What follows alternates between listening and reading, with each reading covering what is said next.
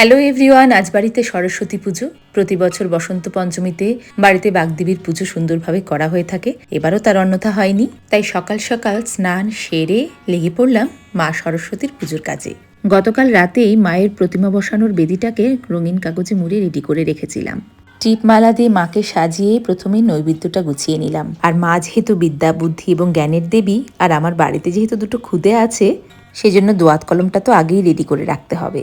তারপর একে একে ফল বানানো, পুজোর ফুলের থালা সাজানো, এই যে মায়ের প্রিয় ফুল পলাশ, সেগুলো দিয়ে সাজিয়ে নিলাম। ঠাকুরের সামনে জায়গাটা যেহেতু একটু ছড়িয়ে ছিটে নোংরা হয়েছিল, তাই একটু পরিষ্কার করে নিলাম। পুজোর গোছানো কিছুটা হয়ে গেলে ঝটপট করে একটু মায়ের জন্য অন্নভোগ বসালাম। এদিকে অন্নপ্রসাদ প্রায় রেডি এবং ঠাকুরমশাই আসারও সময় হয়ে গেছে। বাকি যেটুকু গোছানো ছিল সেগুলো গুছিয়ে ভোগটা মায়ের সামনে নিবেদন করলাম। ছোটবেলায় যখন আমার বাড়িতে সরস্বতী পুজো হতো, তখন আমার মাকে দেখেছি সরস্বতী মায়ের সামনে একজোড়া ইলিশ মাছ নিবেদন করতেন এবং পঞ্চমী ছেড়ে গেলে সূর্যাস্তের পর গোলমরিচ সহযোগে মা সেই ইলিশ মাছ রান্না করতেন আমাদের পড়ুয়াদের উদ্দেশ্যে। এবং বাজারে ইলিশ মাছ উঠেছে কিনা তার একটা বিশাল খোঁজ পড়ত। সারাদিন উপোস শেষ করে আমরা অন্যান্য প্রসাদের সাথেও সেই মাছটাকেও প্রসাদ হিসেবে গ্রহণ করতাম। আমার শ্বশুরবাড়িতে অবশ্য সাদা মাছ বা ইলিশ মাছ নিবেদন করার নিয়ম নেই, তাই মাকে শ্বেত অন্নভোগই দিলাম।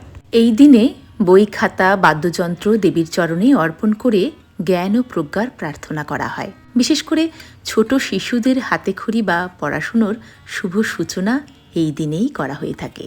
সেই সকাল থেকে ঝুড়োমিঠি উপোস করেছিল মায়ের কাছে অঞ্জলি দেবে বলে। শান্তিজল প্রদানের মাধ্যমেই সমাপন ঘটল আজকে আমাদের সরস্বতী পুজো। বাঙালিদের পুজোর আরেকটা অনেক বড় অংশ হল পুজো শেষে প্রসাদ বিতরণ, আর সেক্ষেত্রে ঝুড়োমিঠি এখন আমাকে বেশ অনেকটাই হেল্প করে থাকে। দুজনেই বেশ আনন্দ করে চলল প্রসাদ বিতরণ করতে। হাড়কাঁপুনি শীতের সকালে স্নান সেরে মায়ের অঞ্জলি প্রদান, পুজো শেষ হলে সেই প্রসাদ প্রত্যেকের বাড়িতে বাড়িতে বিতরণ করা, এই মুহূর্তগুলো আমার ছোটবেলার কথাই মনে করিয়ে দেয়। সরস্বতী পুজোয় যেহেতু আমার শ্বশুরবাড়িতে নিরামিষ খাওয়া হয়, তাই রান্না করা হয়েছে খিচুড়ি, নানা রকমের ভাজা আর রসা আইটেম।